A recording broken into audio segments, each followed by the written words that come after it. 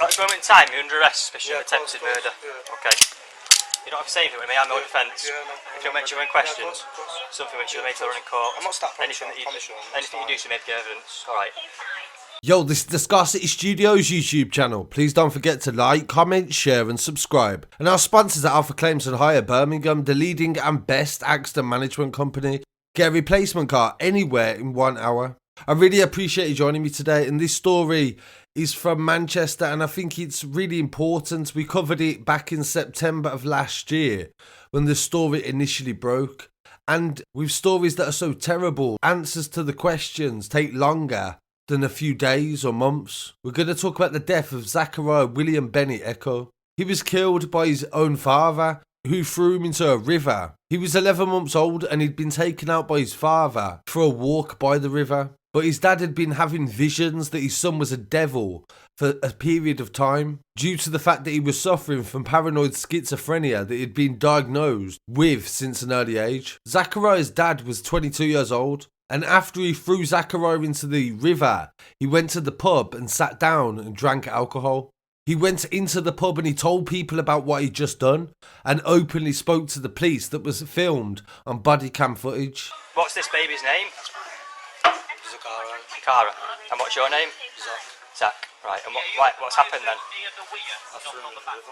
Okay, this bridge up here? Yeah, I did. Right, okay. I'm not starting. Right. Anything relating to the baby, like I don't know what you mean, sorry. a pram or anything like that anywhere? Yeah, it was me that. Say again? I done it. Right. Have you got anything in your pockets or anything? No? Just hang on a minute, pal. Yeah, 1 hour 10. That's the last sight of where this body was. Yeah, it's currently approximately 50 metres. Have we got his shop's details? Oh yeah, no. This officer's going to take your details down. He believed it was the right thing to do, and the baby had taken the form of the devil. Jurors found Zakari Bennett Sr. unanimously guilty of manslaughter by reason of diminished responsibility. The presiding judge had one important question of his own. He said, how did it come to this? And several answers were revealed in court as 3 psychiatrists took to the witness box to try to make sense of the incomprehensible.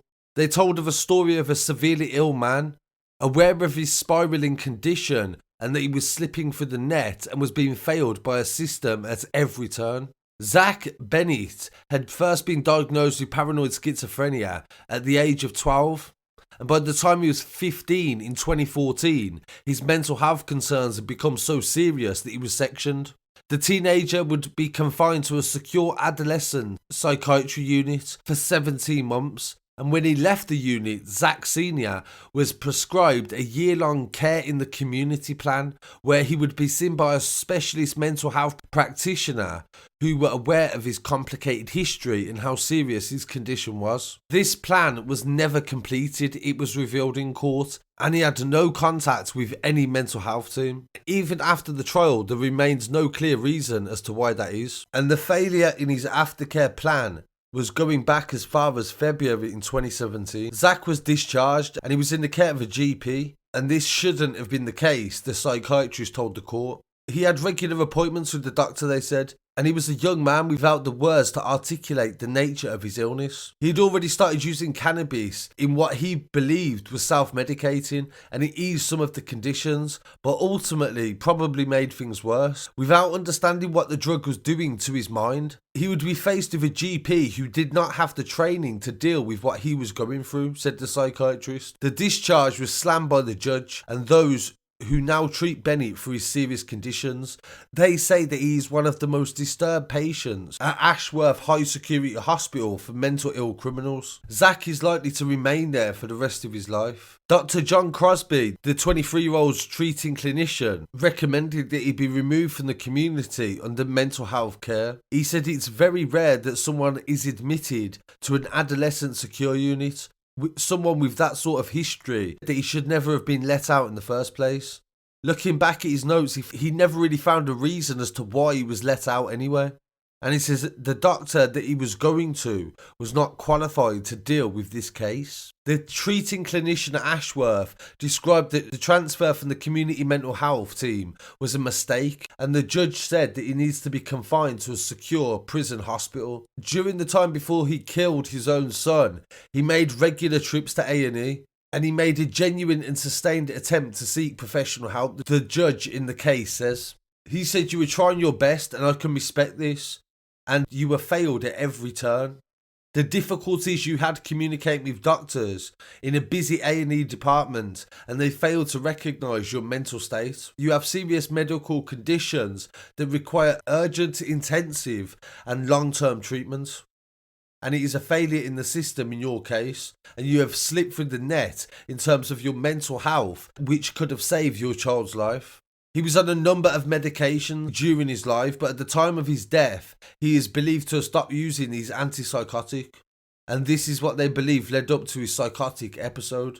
Dr. Melanie Higgins says that paranoid schizophrenics like Bennett sometimes stop taking the medication due to the fact they think that they are getting better, or because they think the medication is making them ill. Zakari had been to A&E 6 times in 2019, begging for help with his deteriorating mental health.